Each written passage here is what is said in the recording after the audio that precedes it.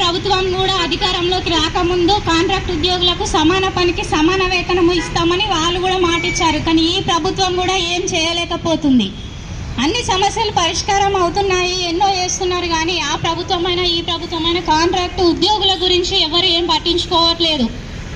Regular ఉద్యోగులకు హెచ్ఆర్ఏలని, డిఏలని, OT అలవెన్స్లని, night అలవెన్స్లని ఎన్నో రకమైన అలవెన్స్లు ఉన్నాయి, ఎన్నో రకమైన బెనిఫిట్స్ ఉన్నాయి.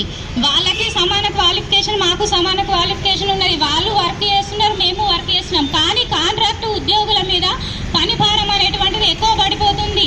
ఆల్మోస్ట్ అన్ని డిపార్ట్మెంట్లో కూడా కాంట్రాక్ట్ ఎంప్లాయీస్ ఉన్నారు. ఓటీఏ కావచ్చు, సెక్యూరిటీయే కావచ్చు, లేకపోతే నర్సింగ్ ఆఫీసర్సే కావచ్చు.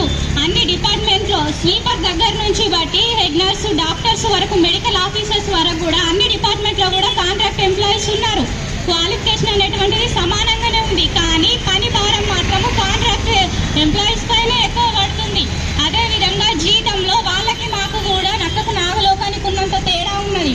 సుప్రీంకోర్టు కూడా చెప్పింది సమాన పనికి సమాన వేతనం ఇవ్వాలి అని చెప్పింది. అయినా సరే మన తెలంగాణ గవర్నమెంట్ అనేటువంటిది ఏమీ వేయలేకపోతుంది.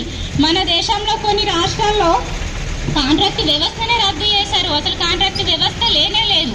కాంట్రాక్ట్ ఉన్న వాళ్ళని పర్మనెంట్ చేసేసారు. మరి మన రాష్ట్రంలో మాత్రము మన గవర్నమెంట్ మాత్రం ఏం చేయలేకపోతుంది. రోజు రోజుకి ధరలు పెరిగిపోతున్నాయి. ఉప్పు దగ్గర నుంచి, బట్టల దగ్గర నుంచి, హాస్పిటల్ బిల్స్ దగ్గర నుంచి ప్రతి ఒక్క దానిపైన కూడా రేట్లు పెరిగిపోతూ ఉన్నాయి. కానీ గవర్నమెంట్ కాంట్రాక్ట్ ఉద్యోగుల జీతం మాత్రం పెరగట్లేదు.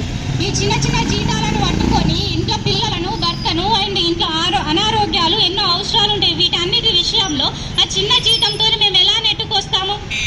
ఇంకా నర్సింగ్ ఆఫీసర్స్ అయినా సరే, సెక్యూరిటీ గార్డ్స్ కొంతమందికి 10-11 వేల జీతం. ఎవరి కూలి పని చేసుకునే వాళ్ళకి ఎంత ఉందో అంతకన్నా దారుణమైనటువంటి జీతాలు ఉన్నాయి గవర్నమెంట్ కాంట్రాక్ట్ ఎంప్లాయీస్కి.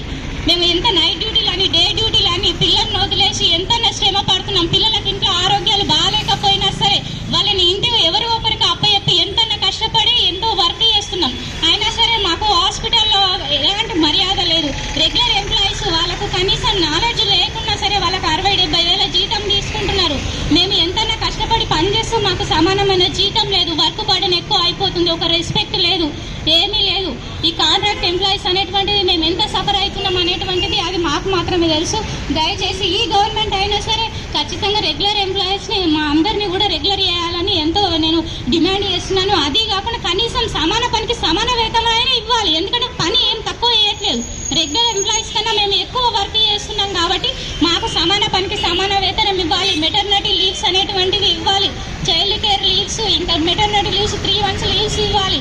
ఇవన్నీ కూడా ఎలాగైనా సరే చేయాలని జగిత్యాల NHM ప్రెసిడెంట్ బాలపద్మ నేను డిమాండ్ చేస్తున్నాను.